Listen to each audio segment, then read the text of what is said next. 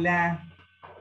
Hola, Bienvenidos hola. hoy a un nuevo encuentro, los encuentros que estuvimos armando del área legal de EMA. Y hoy vamos a estar con Ludmila González, que es abogada. Ella es especialista en previsión, que ya va a volver, porque la acabamos de perder, me parece. A ver, ahí está escribiendo.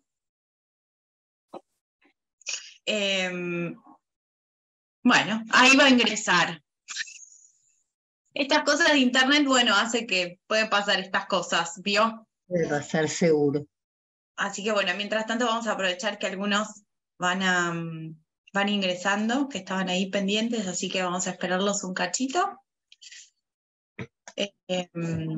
Bueno, Ludmila trabaja en el área previsional. En la asociación nosotros tenemos el área legal dividido en tres partes. Tenemos un área de salud, tenemos un área laboral y un área previsional.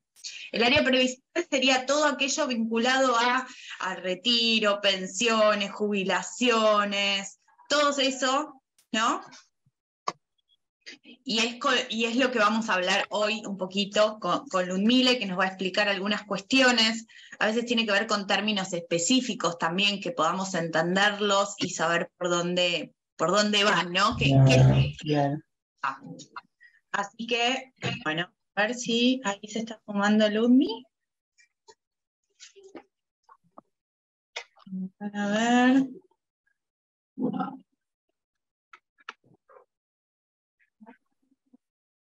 A ver.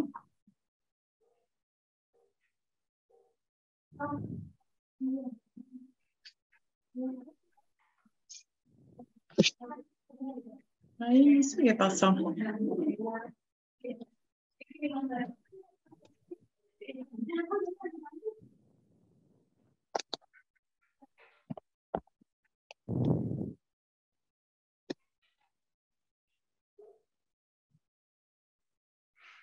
Ahí estamos, ahí estamos.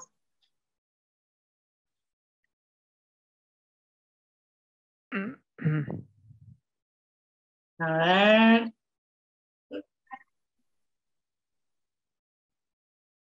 Ay, se cayó de vuelta, chicos. Bueno, tranqui. Suele ocurrir en mejores familias. Sí, ¿no? Sí. Qué nervio.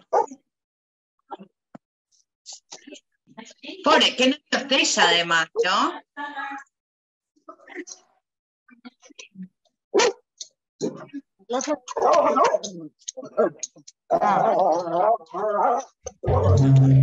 Pareciera que tuviera baja conectividad. No, que tuviera pérdida del todo. Puede fallar, dijo Tuzán. Era tu...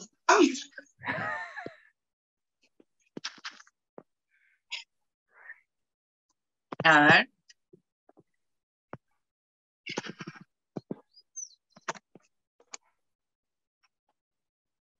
A ver, ahí, a ver si está Ludmi ya. A ver.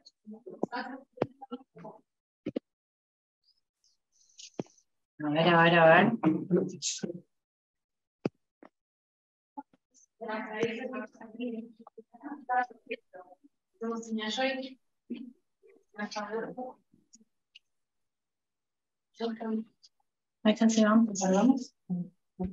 Acá, las chicas se van. Ahí vamos. A ver. Ahí reaparecí. Bueno, así que para que ya estamos listos para escuchar. Bueno, disculpen, mil disculpas a todos, buenas tardes, pero bueno, no sé qué pasó, que apreté y se cerró todo, intenté y todo lo que apretaba se me cerraba, así que digo, bueno, ya estamos arrancando mal. Bueno, voy a hacer la presentación, a ver, poner la presentación. Yo les propongo que Ludmi va a ir presentando y si quieren, de ayuda a memoria, poner las preguntas en el chat, ¿sí? Y entonces al final, cuando terminemos la exposición, ahí repasamos las preguntas y tenemos el rato también de ida y vuelta, ¿les parece? Me parece que así es más... Pero a mí me resulta más fácil hablar que escribir, la pura verdad. tenerlas presentes, así al final las haces. Pero a Bueno, veces dale, sí las tengo porque estoy en juicio provisional, así que ponerla ahí en el dar chat. algunas cosas. Gracias. Ahí va. Bueno, Todo tu- arrancamos. Entonces, buenas tardes, bienvenidos a todos. Bueno, en esta oportunidad Buenas vamos tardes. a hablar de algunas prestaciones del derecho previsional relacionadas más que nada con el tema de la discapacidad, ¿sí? Lo que sí yo voy a hacer una aclaración, esto es súper importante para que lo tengan en cuenta. En la charla anterior, no sé si algunos estuvieron o no, expliqué que dentro de nuestro ámbito, dentro de nuestro país, tenemos, digamos, dos ámbitos grandes en materia de previsión social. Está el ámbito nacional, que es lo que sería ANSES, y después está el ámbito provincial, que por ejemplo acá en la provincia de Buenos Aires está la caja del IPS, entonces son dos cajas distintas y por ende difieren algunas de sus prestaciones, como así también en los requisitos para el otorgamiento de los beneficios. En esta oportunidad lo que voy a explicar yo es en el ámbito nacional, ¿sí? Sería todo lo que es ANSES.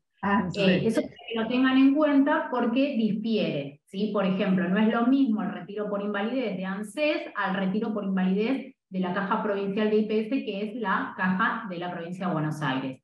Cada provincia tiene su caja provincial, ¿sí? Esto para que lo tengan muy en cuenta porque justamente estas prestaciones, lo que vamos a ir explicando, es todo lo correspondiente a Nación al ANSES, ¿sí?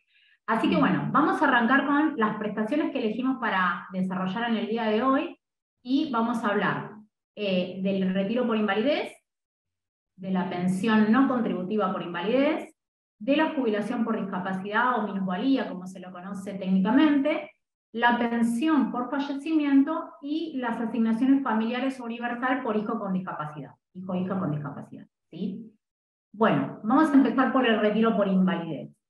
Es una prestación que se abona a un afiliado cuando por algún accidente o enfermedad se le produce una incapacidad laborativa de como mínimo un 66%. ¿Sí? Entonces, ¿cuáles son los requisitos para acceder a esta prestación? Tener como mínimo un 66% de incapacidad. ¿Sí? Por otro lado, que no hayan alcanzado la edad para la jubilación, o sea, que es para las personas que tienen entre 18 y, en el caso de las mujeres, 60 años, o 18 y 65 años en el caso de los hombres. Ni tienen que estar cobrando ninguna jubilación anticipada. Y por otro lado, que eso es súper importante para poder acceder al inicio de esta prestación, es tener una regularidad de aportes, ¿sí? Esto requiere que la persona esté aportando, ¿sí? Esto quiere decir, tenemos dos tipos de regularidades, como ya lo menciono acá en el PowerPoint, que es aportante regular con derecho y aportante irregular con derecho, que ahora más adelante se lo voy a explicar, ¿sí? Pero bueno, para que tengan en cuenta este tipo de prestación, los requisitos es no tener la edad de jubilación ordinaria ni cobrar una jubilación anticipada, tener aportes, ¿sí? Ahora vamos a ver qué tipo de aportes, y tener como mínimo un 66% de incapacidad laborativa, ¿sí? Bueno, ¿quién va a determinar esta incapacidad? O sea, se van a tener en cuenta varios factores. Se van a tener en cuenta los factores invalidantes de carácter psicofísico, y eso se va a cuantificar y a calificar con el baremo previsional, pero además se van a tener en cuenta los factores complementarios, que es la edad y el nivel educativo. Esto se relaciona a que no es lo mismo una persona que tiene una incapacidad del 66% que tiene 30 años a una persona que tiene 60 o 58, 59. Y también el tema de la calidad de aportes y también su nivel educativo, porque hay personas que por ahí tienen un porcentaje quizás menor, pero tienen una formación más alta que le permiten continuar en su actividad laboral. Esta incapacidad las determina la Superintendencia de Trabajo, que trabaja en colaboración con la ANSES, y es por medio de las comisiones médicas. Cuando se ingresa la prestación en ANSES, ese mismo día del turno en ANSES, le otorgan un turno para una una comisión médica jurisdiccional, y ahí es donde le van a hacer la evaluación o sea, el dictamen, van a hacer la evaluación y después posteriormente emitir el dictamen. ¿Sí? Bueno, acá vamos a ver con el tema de los aportes, que yo les dije en un principio que había dos tipos de regularidades. Está el regular con derecho y el irregular con derecho. En el caso del regular con derecho, vamos a empezar mejor del mínimo al más digamos, el que exige más aportes. Empezamos con el irregular con derecho. Lo mínimo para poder acceder a esta prestación es tener 18 meses aportados dentro de los últimos 36 anteriores a la solicitud. ¿Qué quiere decir esto? Si yo la solicitud la voy a presentar hoy, ¿sí? Estamos en noviembre, yo tengo que contar 3 años para atrás, y de esos 3 años tengo que tener 1 año y medio aportado. Si ya tengo 1 año y medio aportado, con eso me da el requisito para poder dar inicio a la prestación. Lo mismo pasa si tengo, en el caso de irregular con derecho, 1 año dentro de los últimos 5, o sea que son dentro de los últimos 60 meses, y tengo que tener el 50% de aportes requeridos para la prestación por vejez, que es la jubilación ordinaria, o sea, 15 años de aporte. ¿Sí? En ese caso sería 1 año dentro de los últimos 5 anteriores a hoy, que supongamos que vamos a presentar la solicitud, y además tener 15 años de aportes en cualquier otro periodo. ¿Sí? Estas son las dos irregulares con derecho. Después tenemos la regular con derecho, que es tener 30 meses aportados dentro de los últimos 36 meses, o sea, dentro de los últimos 3 años anteriores a la solicitud, o la otra opción es tener los 30 años de aportes, que es los requeridos para la prestación por vejez, que en este caso son la jubilación ordinaria, o si fuera algún servicio diferencial, los requisitos de esta jubilación por servicio diferencial. ¿Sí? ¿Cuál es la diferencia entre estos? Es específicamente la determinación del haber jubilatorio. ¿Sí? En el caso de los regulares con derecho, el haber mensual es el 70% del ingreso base, o sea, de los últimos 5 años de aportes, ¿sí?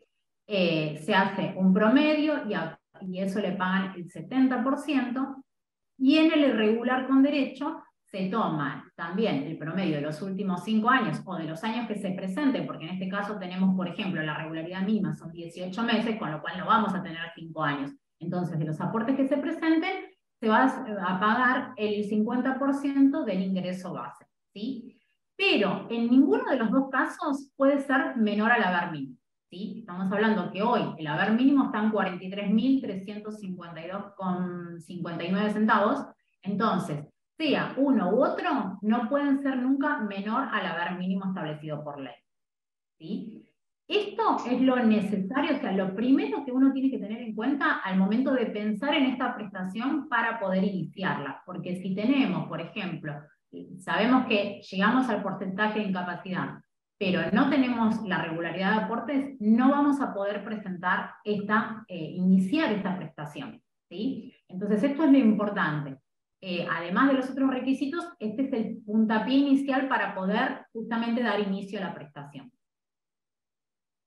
Bueno, vamos a pasar ahora, porque voy a ir explicando un poquito de cada una y después vamos a ver en tal caso todas las preguntas que tengan. ¿Sí? Existe otra, yo le puse jubilación por discapacidad, en realidad la ley, o sea, la palabra técnica es la ley especial para minusválidos, que es la ley 20475, que no se conoce mucho esta ley, y realmente yo que hace más de 16 años que me dedico al tema previsional, no he presentado ningún caso de esto. ¿Por qué? Porque tiene una particularidad muy específica que a veces es muy difícil encontrar, o sea, poder iniciarla. ¿Sí?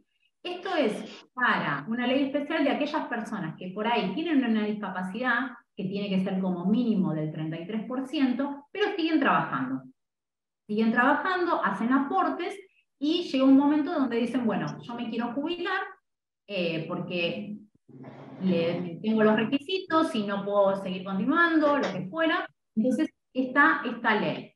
Esta ley, los requisitos es tener como mínimo, en el caso de los trabajadores en relación de dependencia, es a partir de los 45 años de edad, no hacen distinción de género, o sea masculino o femenino, y si son trabajadores autónomos, a partir de los 50 años de edad. ¿Sí? Pero la particularidad de esto, que por eso le digo que es muy difícil y prácticamente no está en uso, o sea, hoy en día si viene una persona, yo por lo general me fijo si tiene la regularidad de aportes para el retiro por invalidez, no por la ley de minusvalía. Tener 20 años de aportes, de servicios con aportes, pero tiene que acreditar fehacientemente que los últimos 10 años de aportes anteriores al cese o a la solicitud de esta prestación trabajaron en estado de disminución física, que tiene que ser como mínimo un 33%. ¿Sí? Eso a veces es muy difícil probarlo, porque por lo general uno sabe que tiene una incapacidad, pero no hay algo que lo determine, o por ahí si tienen, salvo que tengan un certificado de discapacidad y que sigan trabajando y que el empleador esté en conocimiento de que trabajan con esta disminución física. Ese sería uno de los casos. Pero acreditar de los últimos 10 años y tener 20 años de aporte. ¿Sí? Por lo general, lo que se hace es presentar el retiro por invalidez porque la mayoría, digamos, se encuadra, no llega con esta regularidad de aportes, esta cantidad de 20 años y acreditar los últimos 10 con este grado de disminución física, entonces siempre se hace más el retiro por invalidez que esta prestación. Obviamente la diferencia está en el porcentaje. En este tenemos que acreditar como mínimo un 33% y el retiro por invalidez un 66%. Pero bueno, hay que ver cada caso particular y se analiza si conviene presentar uno u otro. ¿Sí? El haber mensual de este tipo de prestación se calcula como en el caso de la jubilación ordinaria, pero se toman los 20 años aportados. Por ende, siempre termina siendo un poco menos de lo que es si esta persona tuviera los 30 años y solicitara la prestación de jubilación ordinaria. ¿Sí? Así que bueno, es para que la tengan en conocimiento que existe, no es lo común, no se presentan, por lo general son muy pocas las personas que adhieren, se pueden iniciar en esta ley, pero existe. Bueno, vamos a pasar a las pensiones no contributivas, ¿sí? En este caso, la pensión por invalidez. ¿Cuál es la diferencia entre esta y el retiro por invalidez? Justamente el tema de los aportes. Si viene una persona a mi estudio y me dice, yo tengo un 70% de incapacidad, pero no tengo aportes, yo ya sé que el retiro por invalidez no lo vamos a poder iniciar, ¿sí? Porque justamente el puntapié inicial de esa prestación es tener aportes. Entonces vamos a ver el tema de la no contributiva. Esta prestación es para las personas que acrediten un porcentaje de incapacidad del 76% o más de la capacidad laboral y que se encuentren en situación de vulnerabilidad social. ¿Sí? Ahora yo voy a mencionar todos los requisitos que tienen que tener, porque justamente al ser no contributiva, lo que hace el ANSES es evaluar un montón de condiciones, aparte del porcentaje, que se den para el otorgamiento del beneficio. ¿Sí? Este tipo de prestaciones antiguamente se hacía en el Ministerio de Desarrollo Social, ahora lo absorbió ya hace un tiempo el ANSES, y hoy en día se hace todo virtual. Se hace con la clave de Mi ANSES, se ingresa la solicitud. Una vez que se ingresa la solicitud, donde piden todos datos personales de las personas que conviven en el mismo domicilio, los ingresos, todo eso, se genera esa solicitud, pero después la prestación va a quedar a la espera de la carga del CMO. ¿Qué es el CMO? Es el certificado médico oficial. O sea, ustedes pueden ingresar esta solicitud vía online por la página de ANSES, pero a la vez tienen que buscar en la zona donde residen un médico legista por una institución pública, ¿sí? Donde les tramite el certificado médico oficial. Y hoy en día, una vez que se tramita ese certificado médico oficial, automáticamente eso se anexa al expediente digital que ustedes iniciaron en Mi ANSES. ¿Sí? Es todo online. Pero ¿qué pasa? Tienen que tener en cuenta que lo tienen que tramitar, porque si ingresan la solicitud y no tramitan el CMO, va a quedar ahí parado el expediente hasta que no realicen este trámite, ¿sí? Bueno, acá están los requisitos que, o sea, son muy amplios, pero son unos cuantos para poder iniciar esta pensión no contributiva por invalidez. Obviamente tener la incapacidad en forma total o permanente, tener menos de 65 años de edad, no tienen que cobrar ni la persona que lo solicita, ni ningún familiar que vivan en el mismo domicilio, ya sea conviviente o hijos, porque a veces que son los hijos mayores y por ahí trabajan en relación de dependencia o tienen alguna prestación, no tienen que percibir ninguna jubilación, pensión, retiro, ni prestación no contributiva, no tienen que estar empleados bajo relación de dependencia, ni autónomo, ni ser monotributista. Sí pueden ser monotributo social, ¿sí? Eso sí, porque es un monotributo muy particular. Bueno, tienen que ser argentinos, nativos, naturalizados, o con 5 años de residencia continua, o extranjeras con una residencia mínima de 20 años efectiva en el país. No tienen que percibir ninguna prestación del Estado, ningún ámbito, ni nacional, ni provincial, ni municipal. Y no tienen que tener los recursos suficientes para poder, digamos, subsistir, porque eso es lo que dicen. Acá lo que contemplan son como mínimo tener hasta 4, o sea, el monto de los ingresos totales no puede superar de 4 jubilaciones mínimas, ¿sí? Si superan ese monto, ya es un motivo para que no se lo otorgue. Bueno, después no tener familiares legalmente obligados a brindarle alimentos, y en caso de tenerlos que no puedan hacerlo, no estar detenido ni a disposición de la justicia. Esto también lo dejé, todos estos requisitos se encuentran dentro de lo que es en la página de ANSES. También, ¿por qué hago la aclaración? Justamente a mí me consultó el otro día una persona que tiene prisión domiciliaria. Entonces ahí fue todo un revuelto porque tuve que averiguar en ANSES porque uno de los requisitos es no estar detenido ni a disposición de la justicia. Pero ¿qué pasa? Esta persona está con prisión domiciliaria, está a disposición de la justicia. Lo que me informaron en ANSES es que hoy en día no tienen un registro donde estén justamente todas estas personas que estén en esta situación. Entonces, iniciar se puede iniciar, el tema es que hay que ver si después sale al cobro, ¿sí? Que esa es otra cuestión. Pero, por ejemplo, se los doy como ejemplo para que tengan en cuenta cómo se manejan el tema de estos requisitos. Y bueno, y acá hice la aclaración que si vivís en Santiago del Estero, Santa Cruz, San Luis, La Pampa, en Tierra del Fuego, además del CMO, tienen que presentar el informe catastral. Lo mencioné porque, bueno, hay gente que por ahí vive en otra provincia, entonces como para que lo tengan en cuenta. El monto de esta prestación equivale al 70% de una jubilación mínima, ¿sí? Hoy en día serían 30.346,84, ¿sí? Así que bueno, esto sería la pensión no contributiva por invalidez. Ya como mencioné anteriormente, se inicia todo por la página de mi ANSES y se van cargando se va cargando toda la información que solicita la página y paralelamente hay que tramitar el CMO, que es el certificado médico oficial. Bueno, ahora vamos a pasar a la pensión por fallecimiento, ¿sí? ¿Qué es la pensión por fallecimiento? Bueno, es el derecho que tiene una obtención de una prestación monetaria, periódica, vitalicia y por periodos prolongados que le corresponde a los causahabientes. ¿Qué quiere decir esto? A los derechohabientes. Yo acá hago una enumeración, o sea, que no está exhaustiva, de las personas que se consideran derechohabientes. Pueden ser la viuda o viudo, conviviente, donde tienen que acreditar como mínimo 5 años de convivencia anteriores al fallecimiento si no tuvieron hijos en común, o los últimos 2 años de convivencia si tuvieron hijos en común.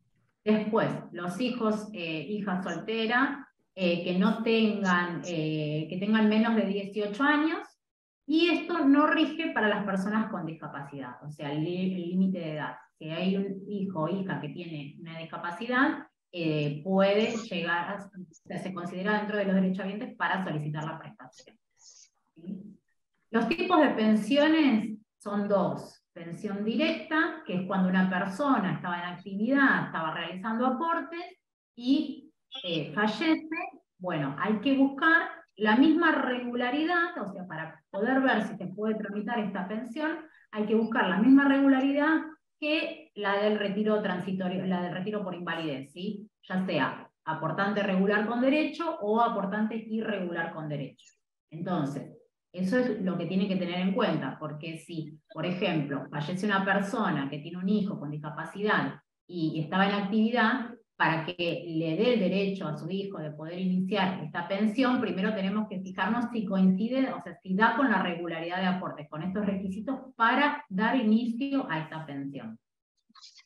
Y por otro lado, están las pensiones derivadas, que es cuando la persona fallecida ya estaba jubilada, entonces lo que hace es derivar, o sea, en este caso acreditamos la calidad de derechohabiente, y lo que se hace es derivar ese beneficio a el derechohabiente, acreditando el vínculo, bueno, y acreditando el tema de incapacidad. Bueno, y otra cosa que vamos a hablar, que voy a explicar acá, es esto, lo que vimos anteriormente son todas prestaciones, digamos, para, ya sea retiro por invalidez, la pensión, todos son para al titular, pero también puede pasar de que tengan adicionales. En este caso estamos hablando de lo que es asignación familiar o universal por hijo discapacitado. Esto es en el caso de una persona que tenga o no tenga una prestación, ¿sí? Pero ¿qué es lo que puede solicitar? Acá voy a hacer una distinción, porque no es lo mismo la asignación familiar que la asignación universal. La asignación familiar es para aquellas personas que trabajan en relación de dependencia o tienen un trabajo registrado, o sean monotributistas o autónomos, ¿sí? En este caso, la asignación familiar se va a tomar en el caso de los ingresos del grupo familiar, de todas las personas que convivan en el mismo domicilio, y va a estar determinado por tabla, ¿sí? El tope máximo del ingreso del grupo familiar hoy en día es de 316.731, y el tope máximo por cada uno de los integrantes es de 158.366. Dependiendo de esos ingresos, vamos a ir a la tablita y ver, bueno, cuánto la persona tiene. Si tiene ingresos del grupo familiar hasta 131.000 pesos 208, el valor que se le pagará de asignación familiar por hijo con discapacidad es de 27.590. Y esto lo que hace es, va a variar según las zonas, ¿sí? ANSES determinó que por zonas geográficas, las asignaciones, o sea, aumentan por el tipo de zona, digamos. Entonces, por eso está determinado acá el valor general, la zona 1, zona 2, zona 3 y zona 4. Nosotros acá en la provincia de Buenos Aires tenemos el valor general. Después está el complemento mensual familiar, del salario familiar, que eso se paga, digamos, todos los meses, y después está el refuerzo, que el refuerzo está dado ahora, porque esto lo bajé ahora de estos meses, por el tema de que vieron que dieron el bono, bueno, hacen como un refuerzo también mensual de las asignaciones familiares. Después, ahí van bajando. Si el ingreso familiar es de 131.208 a 192, el monto es de 19.516, y así va a ir disminuyendo el valor del salario dependiendo del ingreso familiar que tenga, ¿sí? Y después hace una distinción con respecto a los monotributistas. Los monotributistas tienen el mismo monto bajo categorías, ¿sí? Dependiendo de las categorías del monotributo, va a ir disminuyendo el valor mensual del salario familiar por hijo con discapacidad. El otro tema es la asignación universal, que eso yo le decía. Es la diferencia entre asignación familiar y asignación universal, es que asignación universal los perciben todas las personas que no tienen ingresos, o sea, que no están trabajando bajo relación de dependencia ni son monotributistas. No entendí los puntos, pero bueno.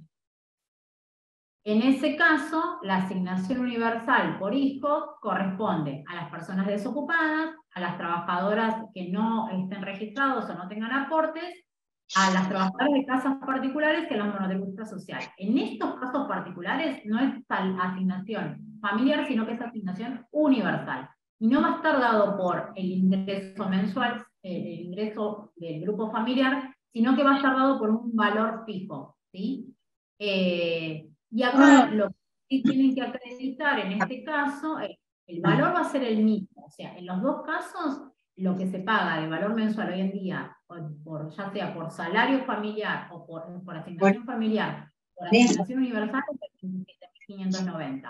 Pero con la diferencia que en este caso, de ser universal, tienen que presentar un formulario, ¿sí?, para acreditar la escolaridad y los controles de salud y vacunación, y ahí le pagan el 20% una vez por año. ¿Sí? Que quieren decir que durante 11 meses, o los 12 meses va a cobrar el 80%, y recién a fin de año, cuando acrediten con este formulario, van a cobrar el 20% restante de cada uno de los meses. ¿Sí? Y bueno, en ambos casos, lo que también se puede solicitar, que es una vez por año, es la ayuda escolar anual, que en ambos casos se puede solicitar por hijo discapacitado, que es el mismo valor, es 7.100 pesos por única vez, ya que es anual. Bueno, acá ya he terminado, digamos, con toda la explicación, espero no haberlos abrumado con todo, pero que más o menos quería dar una explicación breve, quizás es mucha la información para tan poco tiempo, pero como para que tengan en cuenta cuáles son las prestaciones que se pueden presentar o iniciar, ya sea con aportes o sin aportes, y más o menos cuáles son los requisitos del uno en otro. Obviamente va a depender de cada caso en particular. Por eso hay que hacer un análisis de qué es conveniente presentar, si se puede iniciar una u otra. Siempre yo obviamente les recomiendo que traten de ir por la contributiva, que es el retiro por invalidez. ¿Por qué? Porque el porcentaje es menor y porque está ligado a los aportes, o sea, es un derecho adquirido y después lo que yo no mencioné ahí, que en un principio cuando se inicia, el retiro es transitorio y luego de los 3 años, que se hacen una nueva evaluación médica, ya después, si le da el mismo porcentaje o mayor, ya queda permanente, ¿sí? Entonces, eso es distinto a la no contributiva. Pero bueno, hay que analizar cada caso en particular. Así que bueno, ahora espero las preguntas, algunas dudas, ya les digo, espero no haber sido ir muy rápido con todo. Es bastante información, traté de agrupar las prestaciones que justamente se relacionaban con el tema de discapacidad, y bueno, todas las preguntas que quieran, estoy acá a disposición. Ahí está, Ludmi, gracias. Ahí hay algunas preguntas en el chat. Susana nos cuenta que, bueno, que comenzó el trámite por discapacidad en el IPS, que todavía está cobrando el anticipo de jubilación y quiere saber de qué manera se puede presionar para que, digamos, para que esto avance y ella logre cobrar, digamos, lo que le corresponde. Claro, bueno, el tema es eso. Cuando una persona presenta, en el caso del IPS, un retiro por invalidez, cuando se inicia la solicitud, porque el IPS es distinto al ANSES, o sea, primero tiene que una junta médica con su empleador, luego le eleva a la comisión médica central en La Plata, en el IPS, y una vez que tienen los 2 porcentajes, recién ahí le dan la baja, y ahí cuando se presenta toda esa documentación en el IPS, lo que dicen es si ustedes optan o no por el anticipo jubilatorio. Eso queda a criterio de cada uno. Pero ¿qué pasa? ¿Cuál es la realidad? El tema es que hay tantas prestaciones, tantas solicitudes, que mientras esté cobrando el anticipo jubilatorio, es como que no sale rápido el beneficio. O sea, el anticipo jubilatorio, lo que tiene el IPS, que es distinto a lo que es ANSES, es que le va pagando justamente un porcentaje de lo que sería en concepto del haber de jubilación, y luego, cuando ya sale la resolución definitiva, ahí determinan el haber y bueno, hay que ver si tiene un saldo deudor o acreedor. ¿Sí? El IPS se maneja totalmente distinto. ¿Qué pasa? A mí me pasa, justamente yo tuve un caso donde una señora le dije a esta clienta, bueno, ¿qué hacemos? ¿Acepta el anticipo jubilatorio o no? Porque en este caso, cuando se acepta, como ya está cobrando algo, el IPS extiende más los plazos y tarda en resolverlos. Esta señora optó por no cobrar ese anticipo jubilatorio y el expediente le salió en 5 o 6 meses. ¿Sí? Entonces, este es el tema que a veces uno lo desconoce y dice, bueno, mientras está cobrando algo, el IPS se toma su tiempo para tener la resolución definitiva. Es lo que tienen que evaluar al momento de iniciarlo, porque una vez que optan por el anticipo jubilatorio o no, ya no hay vuelta atrás. Lo que se puede hacer es ver de presentar algún pronto despacho, teniendo en cuenta la situación, pero bueno, ya va a quedar a criterio del IPS si le da curso o no, ¿sí? Porque ellos, digamos, se mantienen de que algo está percibiendo, si bien no es la totalidad, entonces ahí es como que se extienden más los plazos de la resolución definitiva. Bueno, muchas Bien. gracias. El tema es que yo empecé a cobrar ese anticipo justo en la época de la pandemia, o sea que hace un montón que estoy con el anticipo. Inclusive no me pagaban el aguinaldo. Ahora recién este año empezaron a pagarme el aguinaldo y sigo con el anticipo. Por eso es que le preguntaba. Claro, ¿no presentó ninguna nota de pronto despacho en alguna oficina del IPS? Yo consulté y me dijeron que tenía que seguir esperando. Claro, Pero bueno, es sí. un montón. Un montón Claro, de si no, tiempo. la otra opción es hacer un amparo por mora administrativa, pero bueno, la realidad es que a veces eso tiene un costo que por ahí no... O sea, yo no lo hago porque, les digo, yo me aboco más a lo que es ANSES. Tengo conocimiento de IPS, pero mi trabajo está basado prácticamente en todo lo que es prestaciones de ANSES. Se puede presentar, si no, algún amparo por mora administrativa, pero bueno, ya eso tendrían que verlo con un abogado que lo realice y que, bueno, ver el tema de los costos y los tiempos. Es lo único que puedo, o sea, podría presionar judicialmente. Pero después, si no, es con notas y presentaciones administrativas en las sedes del IPS. Bueno, muchas gracias. No, por favor. Te hago otra pregunta. ¿Hay alguna forma de calcular? Acá hablan de una jubilación extraordinaria por discapacidad. Y lo que quieren saber es cómo calcular el monto, a ver si es correcto o no. ¿Cuál es? Evaluar ese caso en particular, ¿no? Claro, hay que evaluar, porque el tema es, la determinación del haber jubilatorio a veces no se puede determinar porque me digan la cantidad de años de aportes, porque el tema es así, para el cálculo del haber jubilatorio, en una jubilación ordinaria, ¿sí? Se toman los últimos 10 años de aportes o 120 remuneraciones, y de eso ANSES está pagando entre un 65 y un 70% aproximadamente. Olvídense del 82% porque no lo están dando en ningún caso. ¿Qué pasa? Lo que hay que hacer es ver el tema de si están bien tomadas en las remuneraciones. Por eso yo digo que es súper importante el tema de cuando inician su jubilación. Porque si hay servicios que no se tomaron o hay cosas que no se tuvieron en cuenta, puede bajar el haber jubilatorio o no. Entonces, habría que ver el detalle del beneficio, de cómo lo resolvieron, y en base a eso, según la prestación, hacer un cálculo de reajuste, que eso no se hace manual. Hay sistemas, hoy en día tenemos acá en el país grandes sistemas que hacen cálculos del haber jubilatorio, que uno es el Blue Corp, el Jauregui y el Moreno, son sistemas donde se hacen el cálculo como si fueran ANSES, y por otro lado como si fuera que iniciamos un juicio de reajuste. Entonces ahí ves que se generan diferencias y presentaron... ¿Sí? Entonces, el tema de lo que es la determinación del haber, hay que ver en cada caso particular, porque ya les digo, se hace por medio de un cálculo y hay que ver la cantidad de años de aporte y el tipo de prestación. Perfecto, sigo con las preguntas.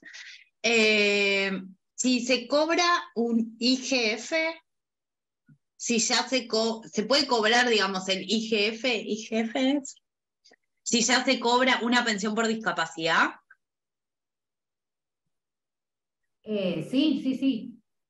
O sea, lo que es, no es eso el IGF es el ingreso familiar. No, acá seguramente están hablando de asignaciones. Si cobran la no contributiva, pueden pedir el salario por hijo discapacitado. O sea, si tuviera un hijo, o sea, si la persona tiene una prestación de un retiro, una jubilación por invalidez no contributiva y tiene un hijo con discapacidad, puede cobrar la asignación. ¿Cobran la asignación por invalidez? Disculpen, no fui clara por ahí. ¿Puedo hablar? Les pido permiso Sí. para hablar. Sí. Tengo una hija discapacitada. Por fin, después de tanto, ANSES le dio su pensión, no sé cómo llamarlo, que dio, tramitamos a través de ANSES, y fui a final a pelearme a Buenos Aires para que le entreguen y le den. Por suerte, lo recibió. Mi marido sigue trabajando, yo no puedo trabajar porque estoy dedicada a ella, además es muy complicado conseguir que la obra social nos dé, siempre tenemos un problema, siempre tramité las cosas, por ejemplo, para que vengan acá kinesio, que le hagan, bueno, lo que le tiene que hacer a una persona que necesita contención médica y bueno, de tratamiento. Ahora desde julio, ¿no? Ahora me lo pelotearon y me lo pasaron para no, que tengo que presentar los papeles otra vez, de otra manera, en noviembre, para que me lo den el 23. Pero además de eso, entonces estoy yo en casa. Mi marido sí trabaja bajo dependencia. ¿Él podría pedir aparte algún aporte? Es decir, ¿tiene derechos, como ella ya recibe algo del ANSES, tiene derechos a pedir por discapacidad por su hija? No, ahí voy a hacer una aclaración. Si una persona, en el caso suyo, que su hija cobra una pensión no contributiva, es incompatible con el salario familiar por hijo discapacitado que lo pueda pedir su esposo. ¿Por qué? Porque es uno u otro. No pueden ser los dos, ¿sí? O sea, si su hija está cobrando ya la pensión no contributiva, le van a rechazar el salario familiar porque hoy en día están todos relacionados. Por eso, cuando a mí me consultan, porque hay mucha gente que por ahí tiene, en este caso, una prestación, por ejemplo, una jubilación, y dice, bueno, pero mi hijo tiene una no contributiva. ¿Yo lo puedo poner a cargo mío y que me paguen el salario? Sí, pero el tema es que tiene que optar por uno o por otra. No pueden cobrar las dos. Antiguamente sí se podía porque realmente no había cruzamiento de datos en el ANSES, entonces cobraban la asignación por hijo discapacitado y además cobraba el hijo la no contributiva por invalidez. En este caso, hoy actualmente no se puede. Tienen que optar por una o por otra. Si tramitan el salario familiar, le van a sacar la no contributiva, y si tienen la no contributiva, le van a rechazar el salario familiar. Ahora, mi consejo, mi recomendación, que es siempre es mejor tenerlo como en el salario familiar de la persona que está bajo relación de dependencia. ¿Por qué? Porque eso le da el derecho, obviamente, toco madera, no le va a pasar nada a su esposo, pero si el día de mañana le llegara a pasar algo a su esposo, ya automáticamente al tenerlo relacionado en ANSES pueden solicitar la pensión, tanto para usted como para su hijo, ¿sí? Entonces, ¿qué pasa? Tienen los mismos derechos, cobran las dos. El tema está que la persona que opta por cobrar la no contributiva y no tener a cargo al hijo por el salario, cuando quiera tramitar la pensión va a tener que demostrar que antes del fallecimiento del progenitor tenía ya esa discapacidad y va a tener que pasar por la comisión médica, ¿sí? Entonces esa es la diferencia. Si a mí me piden una recomendación, yo diría que siempre cuando es así, cuando se dé esta situación particular, que puedan agregar como hijo discapacitado, como salario familiar, como hijo discapacitado, lo hagan de esa forma y no que cobren la no contributiva. Porque aparte la no contributiva por invalidez tienen prácticamente la obra social, es como si no tuvieran, porque tienen PROPE, que no les cubre absolutamente nada, y en cambio si lo tienen a cargo de su esposo, puede tener la obra social que tiene su esposo bajo relación de dependencia. Entonces ahí también está el tema de la obra social, ¿sí? Obviamente cada persona evalúa y decide de qué forma hacerlo, pero son incompatibles, no pueden cobrar las dos a la vez. Perfecto, ahí. Y también preguntan, en el momento de fallecer, ¿mi jubilación por discapacidad del IPS pasa a mi esposo como pensión? Sí. Sí. Acreditando el vínculo, todo, presentando, pasa al derecho a bien. Perfecto. Una más. Lo que dan, ahí para aclarar, lo que dan ANSES es pensión, ¿no? No, acá sí, a veces se confunden los términos, porque en realidad las no contributivas se llaman pensión no contributiva por discapacidad o por invalidez. En realidad, la diferencia tiene que ver en el carácter contributivo o no contributivo, porque hoy en día ANSES tiene relación, o sea, tiene todo, o sea, tiene las contributivas, que son el retiro por invalidez, o la de minusvalía, o las pensiones, ya sea derivada o directa, pero por otro lado también está la prestación de la no contributiva por invalidez, que en ese caso se llama pensión también. Lo llaman de esa manera, pero en realidad lo que tienen que fijarse ustedes es el carácter en que si es contributivo o no contributivo. Por ahí a veces los términos tienden a confundir, pero en realidad es eso más que nada. El carácter si es contributivo o no contributivo. Después es pensión, contributiva ya son los que tienen aportes, ¿sí? Y pensión no contributiva por invalidez son los que no tienen aportes. Perfecto. Ahí tenemos una pregunta más que dice, yo me jubilé por ANSES con el 66% con 28 años de aporte. Hice el cese, trabajaba en la UBA como no docente y en una escuela como docente, pero en la UBA desde julio estoy esperando que me liquiden y finalicen mi expediente, para poder presentarlo en ANSES. Y por ahora no estoy cobrando nada. ¿Hay modo de apurar a la UBA? La realidad es que no deberían demorar tanto en darle el cese y entregarle la certificación de servicio, porque calculo de que si todavía no adjuntaron la documentación de las empresas o de los lugares donde se trabaja, es la certificación de servicio, ¿sí? Que es donde dice el periodo que se trabajó y está determinado las remuneraciones. Si eso no se adjuntó al expediente, obviamente ANSES va a tomar lo que está registrado, entonces va a liquidar en base a los aportes que están. La realidad es que habría que ver por qué motivo todavía no le entregaron la documentación. Desde julio de este año, sí, todo depende de cada una de las instituciones, porque la realidad es que hay algunos que lo entregan en 30 días, hay otros que lo entregan en 15 días, en 20 días, depende de cada una de las instituciones. En tal caso, ver de presentar algún tipo de pronto despacho. Los prontos despachos se pueden presentar en todo lo que es administrativo, y ver que le respondan por escrito el tema de la demora en la entrega de la documentación. Perfecto.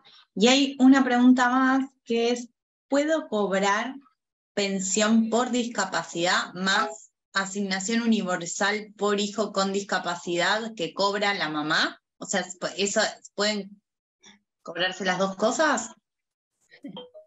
Sí, si tiene una persona a cargo que tiene discapacidad, también sí, porque si bien tiene una prestación, también puede tener salario. El problema es cuando, como el caso anterior, cuando el padre lo tiene al hijo a cargo y a su vez el hijo tiene la no contributiva. Ahí sí son incompatibles. Pero en el caso de que una persona tenga un beneficio no contributivo y a su vez tenga una hija o un hijo que tenga una discapacidad y no cobre no contributiva, sí se puede pedir el salario, la asignación universal o el salario familiar, la asignación universal. Ok. Por acá no tengo más preguntas, no sé si alguien más tiene alguna pregunta. Yo es previsional, no sé si corresponde porque no es por discapacidad, ¿sí? ¿Puedo preguntar? Sí, pregunten. Bueno, yo quería saber, yo tengo un juicio del 2015 porque fue mal liquidada mi jubilación, ¿sí? cuando me van a liquidar con la presentación, es decir, con la liquidación que se presentó en el momento, o el ANSES la actualiza solo. No, el tema es así, en el cálculo de los reajustes, ¿sí? Seguramente usted debe tener un abogado que Sí, tengo un abogado, sí.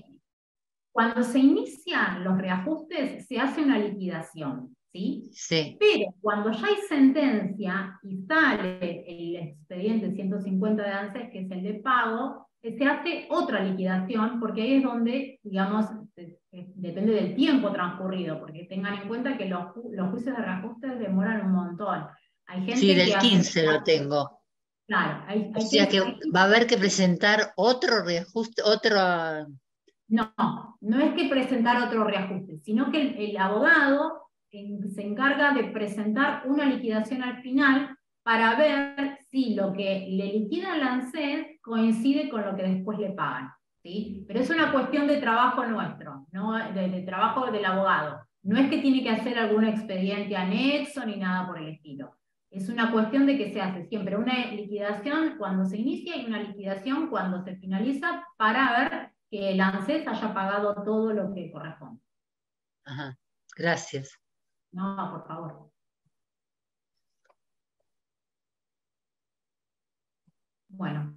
Parece que no hay más preguntas. No sé si hay algo más, Ludmi, que vos quieras agregar, aclarar.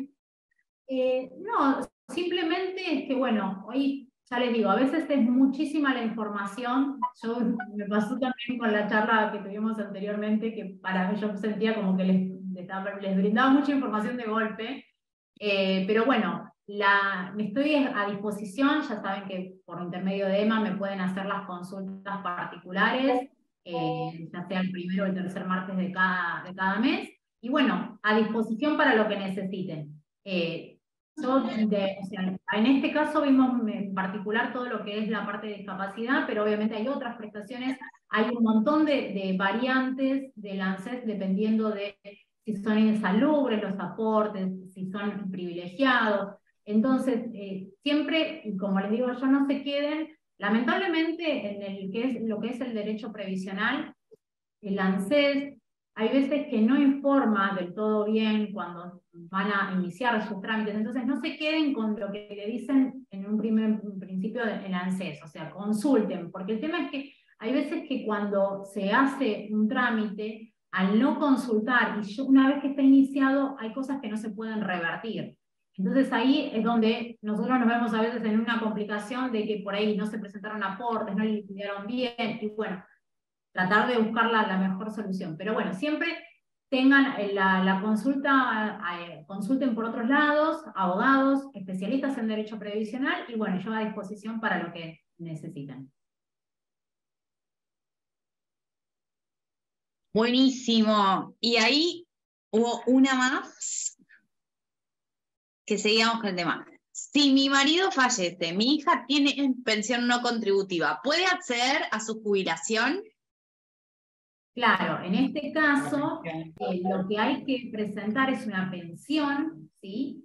Si él está jubilado, es una pensión derivada, y el derecho habiente sería la hija con discapacidad, pero va a tener que acreditar que tenía esa discapacidad anterior al fallecimiento del esposo, ¿sí? Y obviamente no puede cobrar las dos. Si cobra la pensión, deja de cobrar el no contributivo.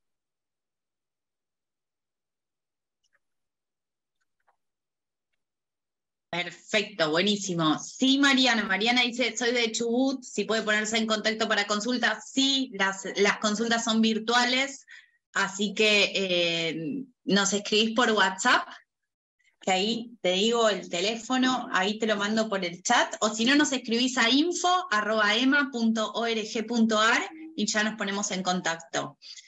Que bueno, Ludmi, muchas gracias. La charla queda grabada para poder repasar esto. A veces, nada, es mucha información, es verdad. No estamos acostumbrados a usar estos términos y algunos son como contributivo, no contributivo, bueno, todas estas cosas que por suerte te tenemos. Bueno, muchas gracias, Arroyo, para mí es un placer.